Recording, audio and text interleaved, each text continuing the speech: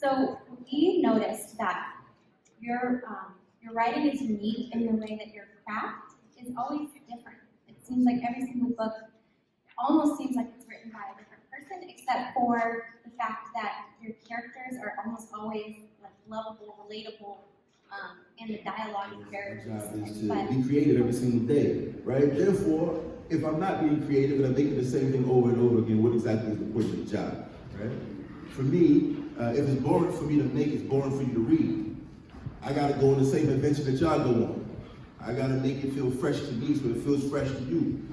That means I gotta push myself in moments, and I gotta put myself in uncomfortable situations.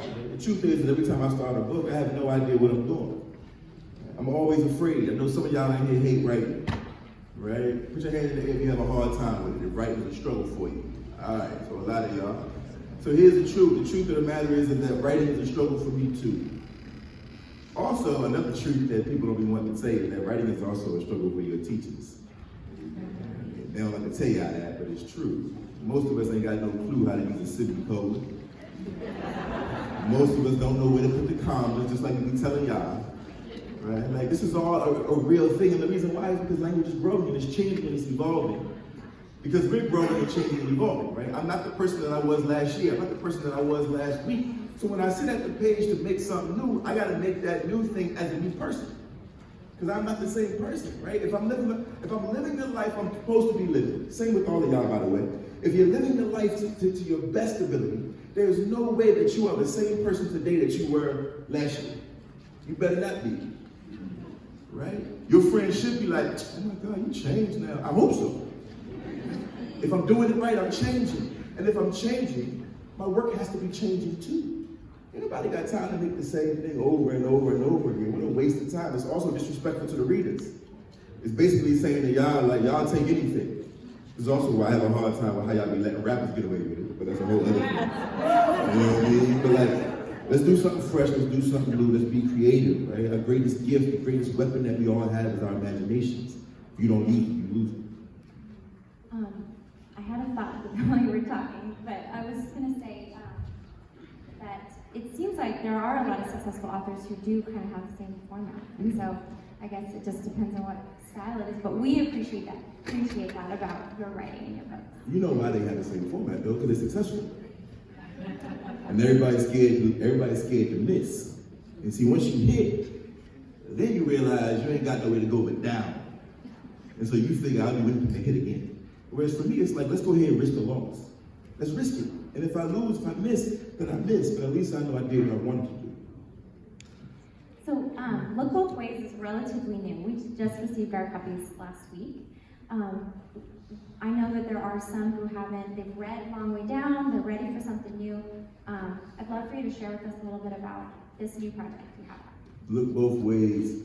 So how many of y'all walk home from school? Anybody walk home from school? All right, so everybody who walk home from school, this is something that y'all know that don't nobody else know.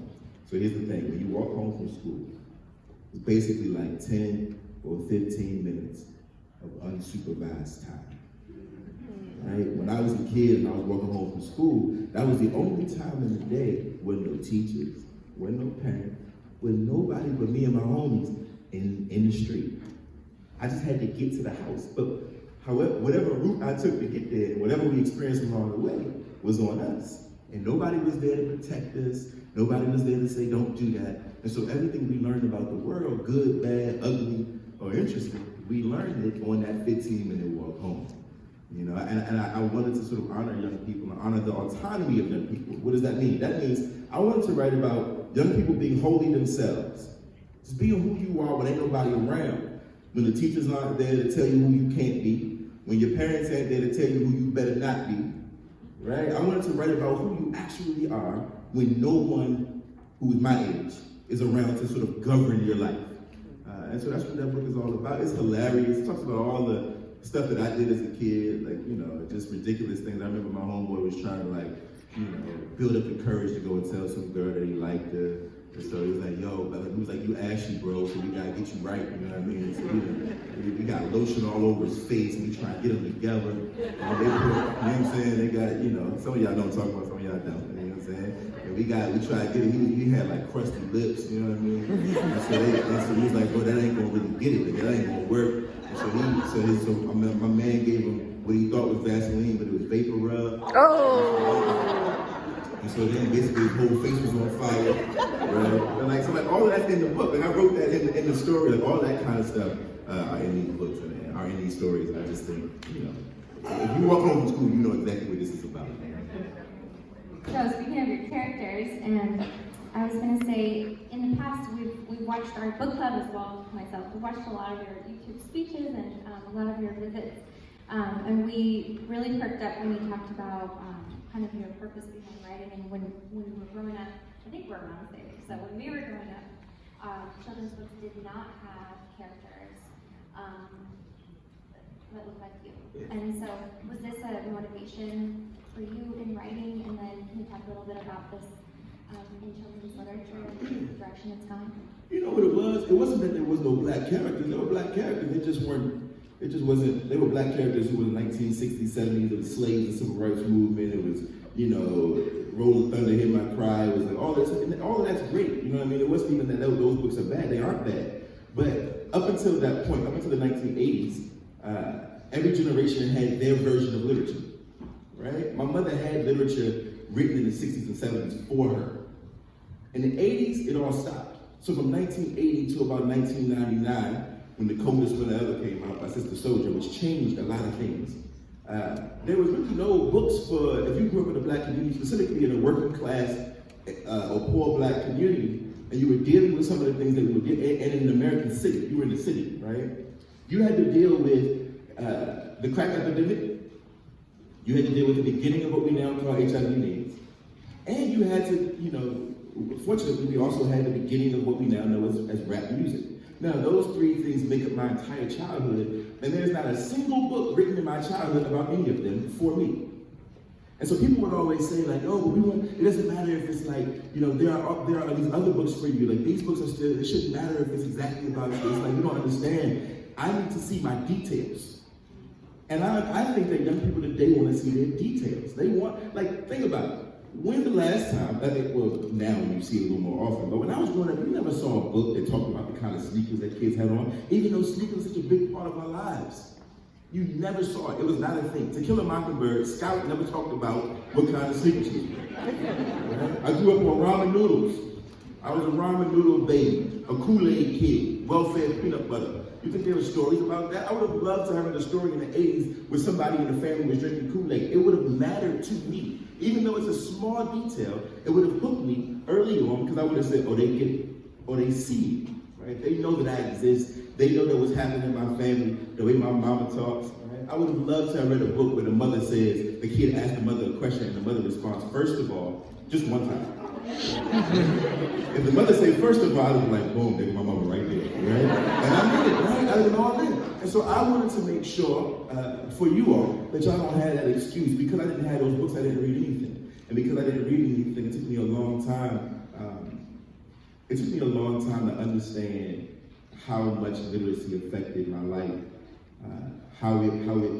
Look, when I became more literate, when I started to read more and I got my language up, I put my fist down. There's no reason to use it anymore. I got a mouthpiece. I got language. I can express myself. I can express when I'm angry, when I'm disappointed. But all that came from reading, right? And so my job now is to say, I ain't even worried about the book so much. I'm happy that y'all got these stories. Truth is, though, that whether you like the stories or not, neither here nor there. I just need you to be literate. I need you to understand that your relationship with language is your freedom.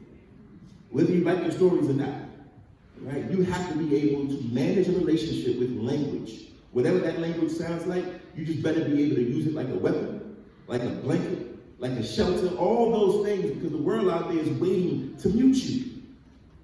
Right? That's how this works. My job is to make sure the volume is always turned up. And in order to do that, I need to give y'all things that you actually might want to read. It may not be classic, quote unquote. Truth is, I ain't never read them books either. And they didn't make me a worse person for having not read it. It's all good. Let me get you this first so we can get to the extra stuff later on. So Michaela mentioned that we heard a rumor that Long Way Down's been picked up by producer John Legend. Students were interested in, if this is true, and we already confirmed. And then, what are your thoughts? Do you have any hope to add to the creative process, or is that something where you kind of sign off and then it's in someone else's hands, or how does that work? So yes, Long Way Down is a Universal with John Legend. Ghost in the Track series is also going to TV. Look Both Ways is going to TV. Dudes who did Rugrats don't Look Both Ways on mad hype. Hey Arnold and Rugrats, they got Look Both Ways and they're working on it now. So like all of that stuff, All American Boys is going to TV, everything's going to TV. So of course y'all seen Into the Spider-Verse, so Miles Morales already went to TV, I mean the movies. I don't have nothing to do with none of that. The thing is that I write books for it, right? And I try to make sure, and everybody be like, yo, they're gonna make it into a movie. They're gonna make it into a movie, but you have to understand that to make it into a movie means they have to make it a new thing. It ain't mine no more. I give them the rights to the story, they get to make it whatever they want. I always just tell them, whatever you do not change the race of my characters. Everything else cool, do your thing. Just don't change the race of my, that's very important to me. But the rest of the story, they gotta manipulate it. It's like getting tattoos, you know what I mean? Some of y'all in here, I don't know y'all business, but if you got tattoos, you go to the tattoo man and you say, I want some ridiculous, elaborate thing. And a good tattoo artist is gonna say, that's beautiful. It's gonna be trash to tattoo. So I gotta make it something else to make it work as a tattoo. Same goes for a movie. You can't take a 300-page book and turn it into an 85, 90. It's a different art form. And it's one page, and it's basically 1 page, 1 minute. That's how it works. 1 page, 1 minute. So if you got a 90-minute movie, right, which is the average length of a movie, and I've written a 300-page book, you can imagine that there's gonna have to be some cutting, right? So Look Both Ways is gonna happen, but I don't know what it's gonna be like. I hope they do a good job. If they don't, guess what? The book already exists. You say leave it open-ended? Did you tell them that? Of course. All right, so we have a few other questions for you before we call up our student panel. You seem like you're everywhere, you're traveling a ton, you're writing. How do you manage everything? And also, how do you take care of yourself after an intense travel schedule or writing schedule? So how do I manage everything? Daily. You see what I look like up here, too. I got like a flu or something. It's bad up here right now. And my body is wild right now on the inside. But I'm here, right? Like this is the gig, this is what it is. I can't claim to love y'all and let a little flu get in the way. It is what it is, right? How do I take care of myself? How do I manage it all? I got a wonderful assistant. I got a wonderful therapist. I got my mama who calls and checks on me and makes sure that I'm eating.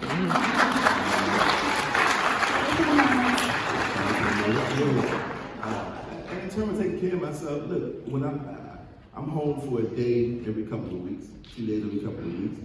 I go to my mom's house at the kitchen table, listen to her go on and on about how the printer ain't working or whatever. I call my brothers, I got 2 brothers, older and younger. Let them fill me in on what's going on in their lives. I try to go to the movies as often as possible, go get me a massage, whatever it is, you know what I mean? I try to eat good food, like I eat a lot of food. You know what I mean? When I'm home, when I'm traveling, it gets tough, you know what I mean? You find yourself, Tacoma is popular, but usually I might be in some small town in the middle of America, and it's like, well, fried calamari again, you know what I mean? This is what it is, every single night, French fries for dinner. And so you just kind of manage the best you can. I can't lie to you and tell you that I'm doing the best job at it. Right? That's the truth. We gotta deal with our mental health, our mental wellness. And that's real for me too. I got terrible anxiety. I try to manage that because if not, it's hard for me to get up here and do this. I mean, these are all very real things. I don't like to pretend with young folks about it being sweet. Like the truth of the matter is that like I live the best life ever, but there's a price to the ticket. And I pay that price every day. It took me 10 hours to get here. 10 hours in the airport. We had to stop because they had one fuel tank, so we had to stop in Minnesota. We were in Minnesota for 3 hours, and then I got here at 1 o'clock in the morning. Right? Like, and ultimately, guess what? So what? So what? I gotta do what I have to do. I gotta do it for y'all. Your teachers do it all the time. Your teachers be in here in shambles. Right? But they show up and they lay down for y'all. They lay their bodies down for y'all. And we don't do nothing but give them a hard time anyway. But the truth is, a lot of the teachers, and you all know which ones care. You're fully aware of which teachers love you. That's the best part about being young. Y'all know who's full of nonsense and who really is here for you. Just know that those teachers who love you, there are days where they come in here and their lives are exploding outside their school, and they come in here and they lay it down for you because they believe that it's worth it, that you're worth it. And that's what keeps me going more than anything else. We were also curious about, so we watched some of your speeches where you're advocating for librarians and libraries. And we have lots of librarians here and teachers here. So I guess selfishly, for us, I just wanted to ask you about kind of the reason why you do that. You could advocate for anybody, but you advocate for libraries, librarians, and teachers. You know, libraries, so first of all, I did not go to libraries when I was a kid. Libraries were not what they are today. School libraries or public libraries. When I was a kid, we were street kids, so we were outside laughing, joking, and doing whatever else we weren't supposed to be doing. And let's say it started raining or something, we would run into the library, and they would be like, shh, shh. And we'd be like, oh, I guess we can't come in here. If I got to be quiet, I can't come in the library, so we would just go back outside and be in the rain. Just make it happen, because we just didn't feel like the library was a welcome space for us. It's different now. It's different now. The library is today, it isn't just for the kids who are bookworms, right? The library is sort of we use the term safe space all the time. The library might be the only place that's actually a safe space, like a real physical safe space. It's the only place where all of the labels of who you are don't matter. Right? High school is full of labels, I'm sure y'all know. High school, everybody got to fit into a category. So who are you? You the athlete. I just mentioned quarterback. You take photographs. I was very impressed, right? Because he didn't fit into like this one thing. Right? He's like, no, I could do all these other things. I met a bunch of y'all earlier today. It's like, well, it's just dope. Because when I was in high school, it was like, yo, you a goth kid, you a punk kid, you an athlete, you an artist. You're a cheerleader, you're a cool kid, you're a funny kid, right? It's always something that you gotta fall into as a way for everybody else to better manage you and understand who it is you are. The library, whoever you are in the hallway no longer matters. Everybody in the library gets to be on the same level, despite the hierarchy of high school. Y'all know this hierarchy exists, right? This nonsense hierarchy of high school among students, who's cool and who's not, who's this and who's that, who come from the east side, who come from this side, who come from, right? All this, that, and the third, right? In the library, none of it matters. In the library, nothing matters except for the fact that you're in that space. And in that space, you get to be whoever you want to be, not who they keep projecting onto you. And you got all this information around you to support whoever you want to be. Whether you read those books or not, that's on you. But the librarian is basically the arbiter of that truth. They're the people who can say, look, I know who you are in here. I know who you pretend to be out there, but I can give you books or information or whatever they got, resources to let you know that it's okay to be whoever it is you are. It's also okay for you to hide it, by the way. I don't ever want you to believe that you gotta be whoever it is that you choose to be out loud. That's your choice, your life. You get to do whatever you want to do. But our job is to make sure that you know that you're loved and you're supported, and that whoever you think you are, in whatever context, we have the information to let you know that that person is okay. And at the end of the book, they end at this protest, but there's no sort of, like the cops, we don't find out what happens to the cop. We don't know if the cop goes to trial, if he gets off, if he gets locked up. We don't know anything about the police officer.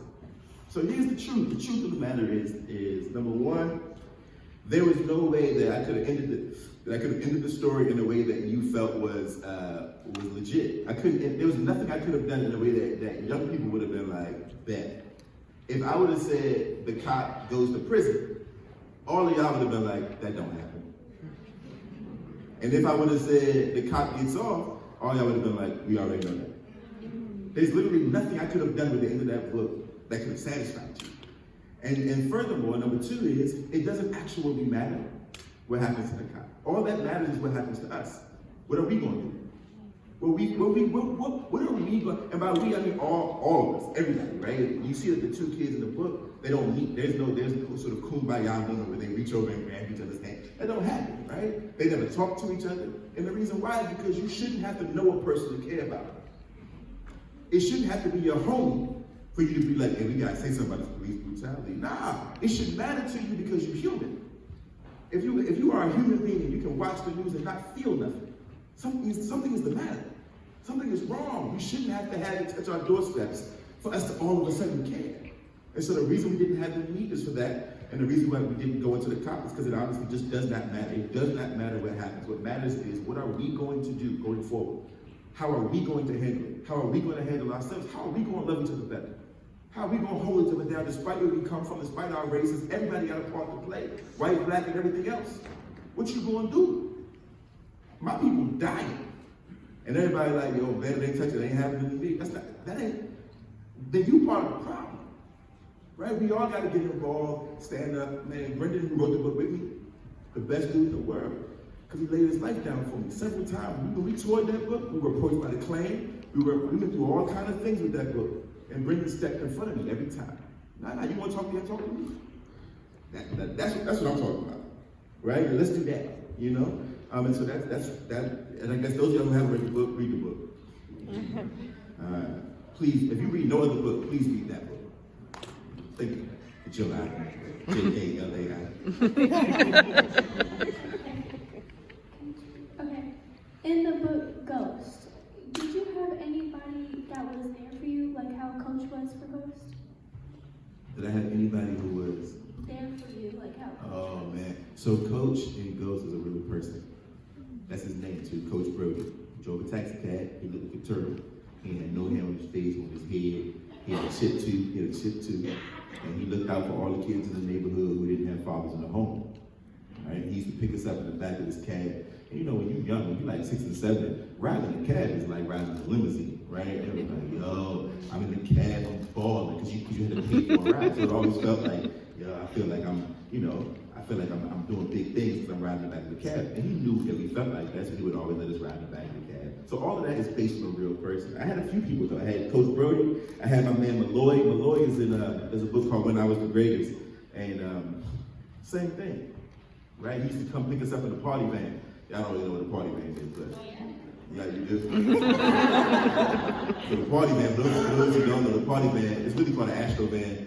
Big vans back in the day, you know what I mean? He used to pick us up, and he would say, all right, when you get in this van, you can say anything you want. All right, so you close the door, and of course we would just start cussing, right? And we would say whatever we wanted to say, and he would give us bad advice, and that would be, you know, and it was all good, you know what I mean? We had my man Bill, me and my friends got into some street trouble, and there was some shootings and things of that nature, and this dude Bill was like, yo, y'all look like y'all running for your lives. So come with me, and I'm gonna save y'all. And a week later, he started to pick us up and take us to other places and keep us out of trouble. So there were people in my life along the way to always keep their hands on us, trying to make sure that we didn't go too far to the left. It was all right there for us, but we, thankfully, I had these people around, for sure. Read Ghost if you haven't read it, right? Read all these books. Thank you so much, girls. Great questions. Thank y'all. Security, heavy sentence prisons. So there are 14 and 13-year-olds locked up 15 to 20 years all over this country. In Texas, the kid I know got 45 years at 14 years old. And he wasn't even the shooter. He was just around, he was in the room with the shooter and got 45 years. And so I go to the juvies because they're kids too. They're teenagers too. Why wouldn't I go check on them? I can't claim to love y'all, but I only love some of y'all. It's how we talk about black girl magic. You know, I read black girl magic, but really they be meaning like a certain kind of black girl. It's like within the name black girl magic. Either it's all of us or it ain't none of us. So either I love all of y'all, everybody, including my homies in juvie, right? My homies in alternative school and last chance schools, right? My homies who ain't in school, the dropout for GED students, Job Corps students, homeless kids. I gotta love everybody. I gotta love everybody. And y'all should too, by the way. As you guys get older, go and volunteer at the prison, the juvie. They would love to see you. Everybody be so scared, like it ain't young people. When they come in the room with their hands behind their backs and they got their uniforms on, their greens or their browns, you look at their faces and what you're going to see is the same thing you see when you look at the faces of your friends. 14-year-olds, 15-year-olds, 17-year-olds, that's all. They just made a couple of decisions that landed them there. And oftentimes those decisions weren't even their fault. Adults have failed them. We let them down. The least I could do is go show up and say, I still love you. I'm here for you, and I'm sorry that we failed you. When you get out of here, I'm going to be right here with you, making sure that you don't make this mistake again. That's it. Hey. Hey. Alright. I'm kind of my question is, do you want each book to stand on its own, or are you trying to build a body of work with connections between each book? Ooh. For me, I want a little bit of both. I think I want each book to stand on its own. I think I work really hard to make sure each book stands on its own. People can say like, yo, he really, I used to say that when it's all said and done and my time is up, whether it be I'm done with writing or I'm done with life, I want them to say, yo, the kid really made it look like magic. You know what I mean? When you can go and pick out any of these books and be like, yo, this is a very different thing. I want them to stand on their own. At the same time, there has to be a connective piece. But that connective piece has nothing to do with the plot lines of these stories. The connective piece is that I also want them to say, if you read all of his books, the one thing you will know for sure is that he really, really loved us. He really loved us. Right? He didn't pretend. He didn't lie to us. He wasn't scared to tell us the truth. He spoke to us like human beings, and he wrote us down and portrayed us from the page as human beings. That's it. Now that would be the connective tissue with everything. I'm ready. So my question is, what inspired you to write the poem for everyone? Oh, for everyone. What inspired me to write for everyone? So that book was never supposed to be published. So I'm mortified that it even exists. When I was 24, that's when I quit writing. Right? I was working in a clothing store. I had lost everything. Everything was going crazy in my life. I was upside down. I got paid for my first book, and I blew all the money on sneakers and lobster. Because I thought lobster was rich people food. So I was like, let me just go ahead and have a lobster. You ever had lobster? It tastes like nothing. It's really a waste of money. And you gotta put butter on it, it tastes like butter, right? So anyway, I blew all my money, I had nothing left, right? I used to work in the school before the closing and all of that. I worked in middle school and high school in New York City, which is why I ain't scared either. And at this particular point in my life, this was the lowest of the low. And I started to write this thing as a way to basically say, like, yo, it ain't gonna happen for you, you failed, but it's okay. And over the course of like 4 or 5 years, it became a very different thing. Like, it took a long time to write this piece, because it was basically me working through all of the emotions of what it meant to have tried and have missed, and it evolved into, that's your bell? That's unfortunate. But it evolved into that. Read for everyone too.